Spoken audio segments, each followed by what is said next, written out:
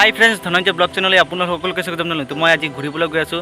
তো মই ভাবিলোঁ ভিডিঅ'ৰ জৰিয়তে আপোনালোককো দেখাম যে মই ক'ত গৈ আছোঁ। তো মই ৫ নং নদীত গৈ আছোঁ। ৫ নং নদীৰ ওপৰত এখন নতুন দলং নিৰ্মাণ কৰি আছে। তো মই তাৰে ওচৰত গৈ আছোঁ। তো মই ৫ নং নদীত গৈ আছোঁ কাৰণ ৫ নং নদীৰ পানী শীতৰ বতৰত ইমানে ঠাণ্ডা থাকে আৰু লগতে ইমানে পৰিষ্কাৰ। তো মই তাকে চাবলৈ গৈ আছোঁ আজি। তো ফ্ৰেণ্ডছ, ৫ নং নদীৰ ওপৰত যি নতুনকৈ দলং নিৰ্মাণ হৈ আছে, এই দলংখনলৈ যাবৰ কাৰণে আৰু এটা নতুনকৈ ৰাস্তা নিৰ্মাণ কৰি আছে। এই ৰাস্তাটো আপোনালোকে চাব পাৰিছে, এই চাওক ৰাস্তাটো।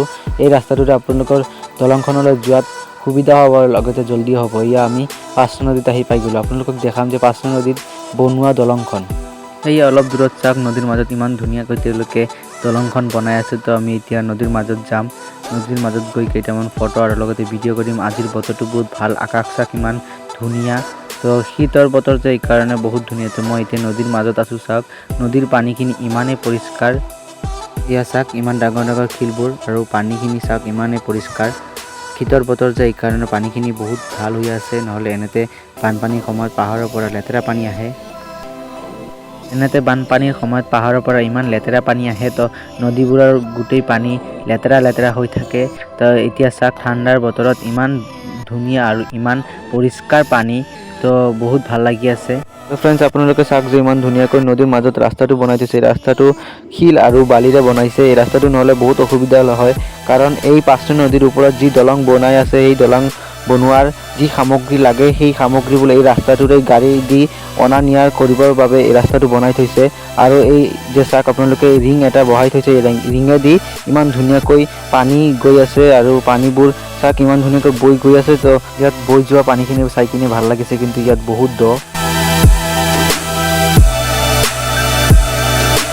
তো ফ্ৰেণ্ডছ, চাওক যে ইমান ধুনীয়াকৈ ল'ৰা ছোৱালীবিলাকে পানীৰ মাজত খেলি আছে আৰু সেইপিনে চাওক ইমান ধুনীয়া দৃশ্য।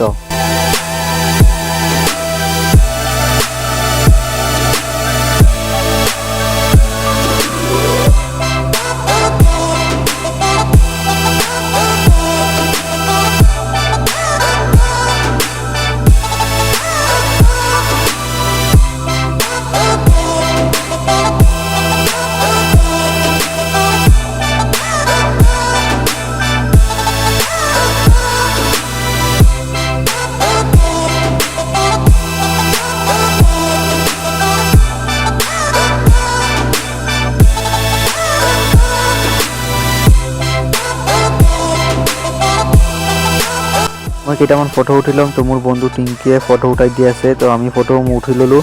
এতিয়া আমি উভতি যাম।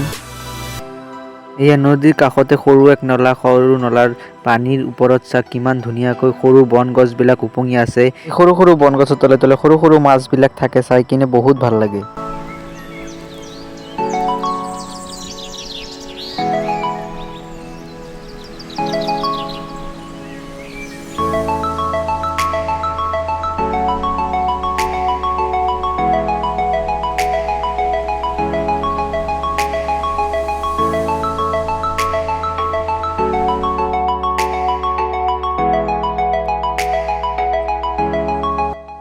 ইমান ধুনীয়াকৈ চাওক ফুলবিলাক ফুলি আছে।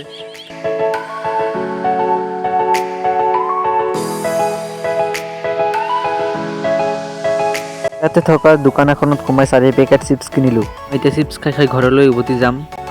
তো ফ্ৰেণ্ডছ, ভিডিঅ'টো ভাল লাগিলে লাইক কমেণ্ট শ্বেয়াৰ আৰু লগতে চেনেলটো ছাবস্ক্ৰাইব কৰি দিব। বাই।